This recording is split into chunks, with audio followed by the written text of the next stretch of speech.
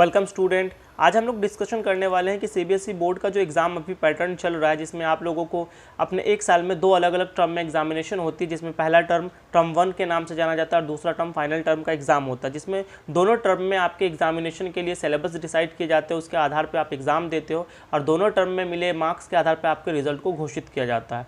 हालांकि CBSE board परीक्षा नियम जो है वो 10वीं और 12वीं क्लास के लिए छात्रों के लिए बदलने की खबर आ रही है। अब हम इसके बारे में थोड़ा सा डिटेल में जानते हैं। एक्चुअली क्या हुआ था कि जो पीछे साल में कोविड के इश्यूज़ हुए थे, तो कोविड के इश्यूज़ को देखते हुए 2020 के एग्जामिनेशन को काफ़ी हद तक वो अफेक्टेड रहा था, उससे उसके रिजल्ट भी काफ़ी हद तक अफेक्टेड रहे थे। उसके आधार पर जब 2021 में एग्ज़ाम लिया गया था तो उसको टर्म 1 और टर्म 2 में डिवाइड कर दिया गया था, ताकि बच्चों को आसानी हो सके इन कोविड की लहरों को देख करके, कि उनको पढ़ने में आसानी हो सके, क्योंकि रेगुलर क्लासेज नहीं चल पा रही थी, रेगुलर स्कूल्स नहीं ओपन हो पा रहे थे, जिसकी वजह से उनकी तैयारियां जो थी वो अफेक्टेड थी। इस वजह से उनको टर्म 1 और टर्म 2 में बांट दिया गया था, ताकि इनको आसानी से एग्जामिनेशन देने में कोई दिक्कत ना हो। फिर उसके आधार पर ही जैसे ही सन 2022 की बात हुई, जब 2021 और 22 के सेशन की बात हुई, तो भी कोविड के लहरों को देखते हुए भी इसी फैसले को आगे रखा गया। लेकिन अब वर्तमान समय में सीबीएसई ये नहीं चाहती है कि ये टर्म 1 और टर्म 2 दो अलग अलग हिस्सों में एग्जामिनेशन हो। वो चाहती है कि पहले जो बोर्ड थे, जिस तरीके से पहले एक ही बार सीबीएसई का एग्जामिनेशन फाइनल टर्म में हुआ करता था, उसी के आधार पर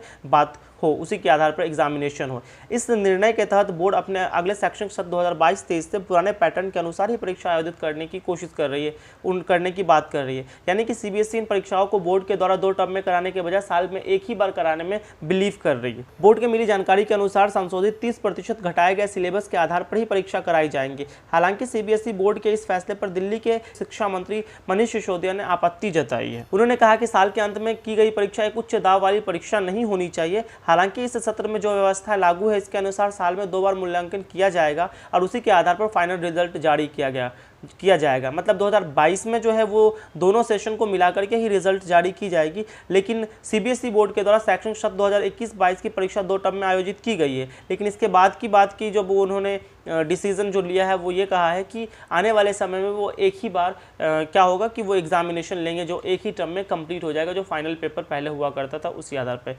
ज्ञात हो कि अभी वर्तमान समय में टर्म 2 की जो 10वीं क्लास की परीक्षा थी वो 26 अप्रैल से शुरू हुई है और वो 24 चलने वाली है।